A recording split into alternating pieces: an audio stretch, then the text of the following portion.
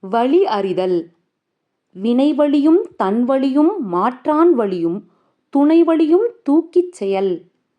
செயலின் வலிமை தனது வலிமை பகைவரின் வலிமை இருசாரருக்கும் துணையாக இருப்போரின் வலிமை ஆகியவற்றை ஆராய்ந்து அறிந்தே அச்செயலில் ஈடுபட வேண்டும். ஒல்வதறிவது அறிந்ததன் கண்தங்கிச் செல்வார்க்கு செல்லாதது இல்.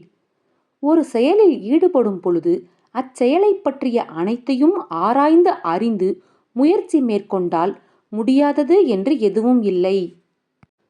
உடைத்தம் வலியறியார் ஊக்கத்தின் ஊக்கி இடைக்கண் முறிந்தார் பலர். தம்முடைய வலிமையின் அளவை அறியாமல் உணர்ச்சி வயப்பட்டு ஒரு செயலைத் தொடங்கி இடையில் கெட்டுப்போனவர்கள் பலர் உண்டு. அமைந்தாங் கொழுகான் அளவறியான் தன்னை வியந்தான் விரைந்து கெடும். மற்றவர்களோடு ஒத்து நடக்காமல் தன் வலிமையின் அளவையும் அறியாமல் தன்னை வியந்து மதித்து கொண்டிருப்பவன் விரைவில் கெடுவான். பீலிபை சாகாடும் அச்சிரும் அப்பண்டன் சால மிகுத்துப் பெயின். மயில் இறகாக இருந்தாலும் கூட அதிகமாக ஏற்றப்பட்டால் வண்டியின் அச்சு முறிகின்ற அளவுக்கு அதற்கு பலம் வந்துவிடும். நுனிக்கொம்பர் ஏறினார் அஃதிறந்தூக்கின் உயிர்க்கிருதி ஆகிவிடும். ஒரு மரத்தின் நுனிக்கொம்பில் ஏறியவர் அதையும் கடந்து மேலே ஏற முனைந்தால் அவருடைய உயிருக்கு அதுவே முடிவாக நேர்ந்துவிடும். ஆற்றின் அறவறிந்து ஈக அதுபொருள் போற்றி வழங்குநெறி.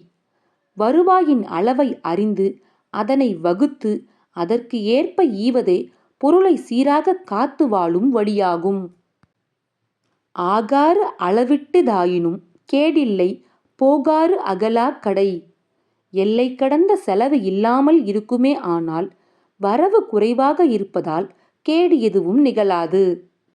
அளவறிந்து வாழாதான் வாழ்க்கை உளபோல இல்லாதாகித் தோன்றா கெடும்.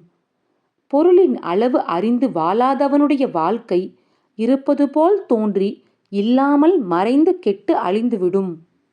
உளவரை தூக்காத ஒப்புரவாண்மை வளவரை வல்லை கெடும்.